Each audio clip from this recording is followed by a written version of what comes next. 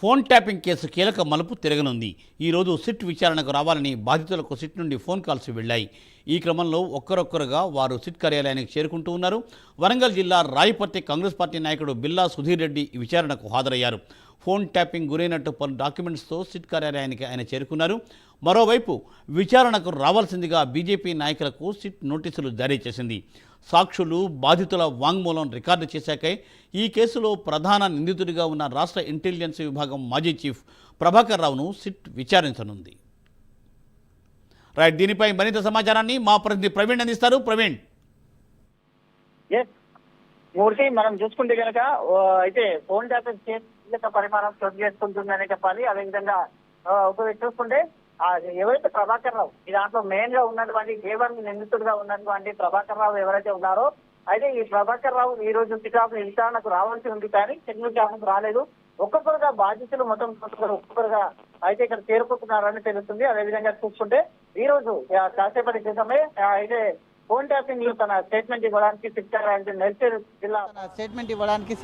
మేడ్చల్ జిల్లా కాంగ్రెస్ పార్టీ అధ్యక్షుడు సింగిరెడ్డి హర్షవర్ధన్ రెడ్డి కూడా రావడం జరిగింది.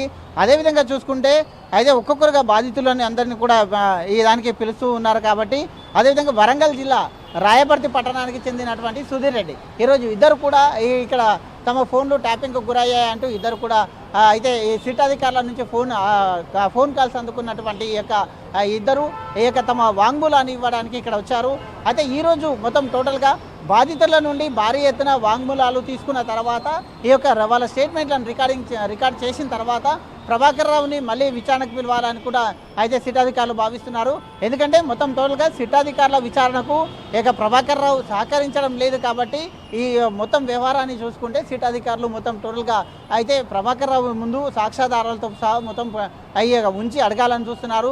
గతంలో ప్రభాకర్ రావు వచ్చినప్పటి నుండి ప్రణీత్ రావుని 3 దఫాలుగా విచారణ చేశారు. 3 దఫాలుగా విచారణ చేసిన క్రమం లోపల అయితే ప్రణీత్ రావు అయితే పై అధికారులు చెప్పడం వల్లనే నేను చేశానంటూ కూడా చెప్పడం జరిగింది. అదేవిధంగా చూసుకుంటే ప్రభాకర్ రావు కూడా నోరు విప్పడం లేదు. దీంతో పాటు ఈ సాక్ష్యాలను అన్నింటినీ తీసుకొని అయితే ఈ సాక్ష్యాధారాలతో సుప్రీంకోర్టుకు వెళ్లాలని కూడా సిట్ అధికారులు భావిస్తున్నట్టుగా తెలుస్తుంది. కాబట్టి మొత్తం ఏది ఏమైనా ఫోన్ ట్యాపింగ్ వ్యవహారంలో ప్రభాకర్ రావు నోరు విప్పితే కానీ ఈ సమస్య అయితే ఈ పొలికి వచ్చేటట్టు లేదు. కాబట్టి ప్రభాకర్ రావు ఈరోజు విచారణకు హాజరు కావాలి. కానీ అయితే సిట్ అధికారులు మాత్రం ఎవరైతే సాక్షులు బాధితులు ఉన్నారో వాళ్ళను విచారించిన తర్వాత ప్రభాకర్ రావుని విచారణకు పిలవాలని చూస్తున్నట్టుగా ఇక్కడ తెలుస్తుంది. Murthy. Thank you Praveen, thanks for update.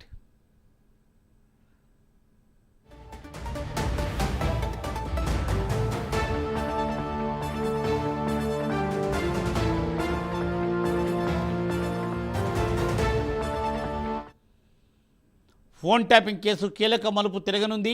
ఈరోజు సిట్ విచారణకు రావాలని బాధితులకు సిట్ నుండి ఫోన్ కాల్స్ వెళ్లాయి. ఈ క్రమంలో ఒక్కరొక్కరుగా సిట్ కార్యాలయానికి సాక్షులు బాధితులు చేరుకుంటున్నారు. వరంగల్ జిల్లా రాయపర్తి కాంగ్రెస్ పార్టీ నాయకుడు బిల్లా సుధీర్ రెడ్డి ఈ విచారణకు హాజరయ్యారు. ఫోన్ ట్యాపింగ్ గురైనట్టు పలు డాక్యుమెంట్స్తో ఆయన సిట్ కార్యాలయానికి చేరుకున్నారు. మరోవైపు విచారణకు రావాల్సిందిగా బీజేపీ నాయకులకు కూడా సిట్ నోటీసులను జారీ చేసింది. సాక్షులు బాధితుల వాంగ్మూలం రికార్డు చేశాకే ఈ కేసులో ప్రధాన నిందితుడిగా ఉన్న రాష్ట్ర ఇంటెలిజెన్స్ విభాగం మాజీ చీఫ్ ప్రభాకర్ రావును సిట్ విచారించనుంది.